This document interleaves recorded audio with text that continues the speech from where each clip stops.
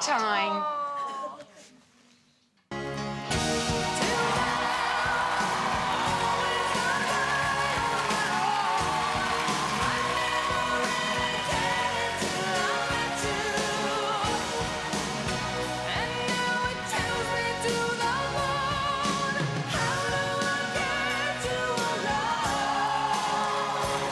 It's a clean sweep.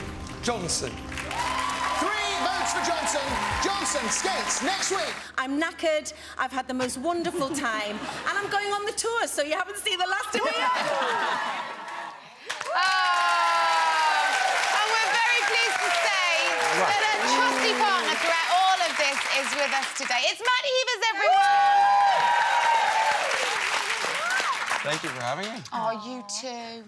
You too. Can I You just say, too. somebody put a nail in the seat or something, Denise. What? There's a nail sticking up out of the seat. In your bum? Yeah. Let me take it out. All good, all good. Oh, you... Yeah, it's like a... It's already like a little marriage, isn't it? I know. And We've yet had our ups it's and over downs. before it really got going because the competition for you two is kaput. It's done.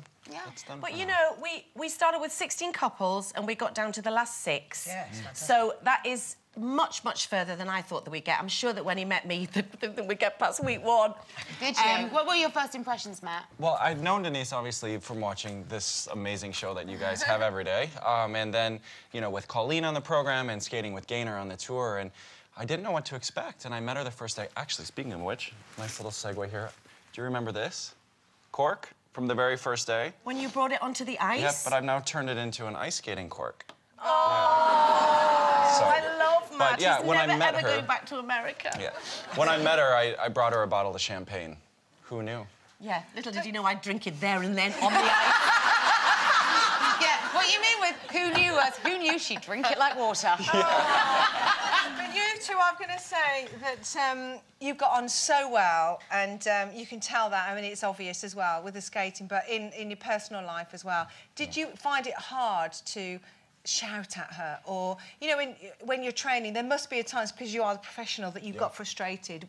Was your relationship a hinder, do you think? No, I don't think so at all. I mean, like she had said, you know, I can pat her on the back, but at the same time too, I can give her a kick on the back. That is the power play with our job. You know, you have to be able to find that balance of nurture, but also, you know, be We really laughed our strong. way through everything. I think that if Matt had been too tough with me... We also had this thing where, obviously, we've spent nearly every day together for about, well, most of the week for about 5 months. So you get to the point where you feel like you're married, then the honeymoon period's over. So then he would start telling me things. I'm going, whatever. Do you know what I mean? Start ignoring me. He was my ideal partner. He was the partner that I would have wanted. I said to everybody I wanted someone that was funny and that was fit and had a nice bum. Obviously, I got the fit and nice bum bit. But, no, and now, as I say, I don't want him to go back to America, so I'm sort of trying to sort of pimp him out and get him work over here so he won't go back. Starving skaters. She is dreading you going home. And I have to say, you know, next to her husband, Tim, you handled her very well because she used to come in the morning sometimes and say, I went to bed quite early last night because Matt was on the phone going, do not go to the bar, do not go to the bar. So you really learnt how to control the beast that is the Welsh. Got all my friends' phone numbers. And literally, if he leaves me and I'm still in the bar, all my friends' phones go, beep, beep, beep, beep. Tell her to go to bed now. She is speed dial #1. Yes. Did she scare you at times? Yes. Yeah. I will admit. But it was great. We've had a great time. And as I say, we are going to do the tour. We have to go back for the final. It was like... You know, obviously I would have embraced going through another week, but I always said that it was the public vote that got us through, not the judges' votes, obviously. And it was the perfect time to go, leaving the better skaters in there now, because I wouldn't have coped with the pressure of a better skater going out. So it was like the perfect time. I'm very busy, as you know, and so it's just great. What was your highlight, would you say, or when you realised that you gelled really well together on the ice? Your best dance? The first time we went to the bar together. I've done a few of them dances with Denise. But no, on the ice, I think it was the week that you skated to True Colours in the white We liked costume. True Colours, and I liked the costume, and I got sort of, you know, for once, got nice things said by the judges. The judges were obviously a bone of contention, one in particular for you, Jason Gardner, and that all culminated last night when there's one man in your life who just thought, enough is enough. Tim took to the ice himself. Take a look. What I would like to say is it was a little bit like watching two people play Twister. It was like Matt did a position, then he assisted you into another position. There was no flow for me, not enough of a flow. So what I think needs to happen... Listen, she's 52 and she's got 4 jobs. Oh, my God, your breath. How many jobs have you got? You've not seen that back yet. How do you feel watching it back, Den? Oh! Listen, I nearly died on that, they call it the kiss and cry, because I thought he's going to deck him. He has got really protective over the last few weeks because he feels that Jason has been particularly mean to me. And I've just stood there and I've said, listen, you know, Jason's a friend off the ice. Some of the things he said today, he's not my friend anymore because I think he's been particularly vicious and evil about Tim, but never mind, that's another story.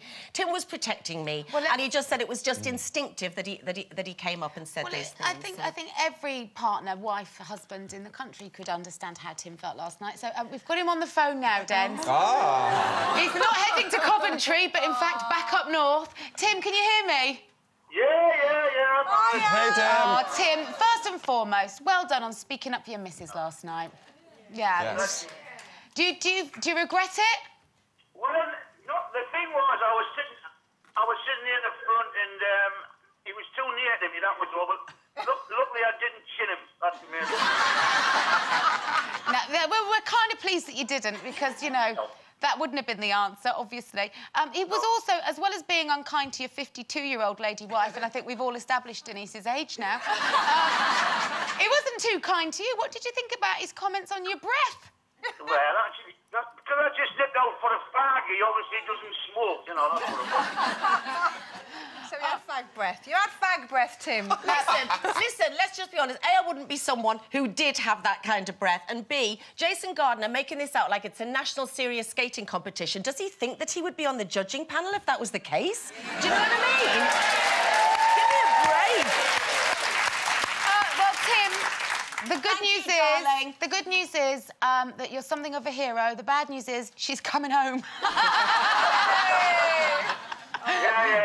Yeah. You get yourself back to Benidorm, toot sweet. See you later, my hero.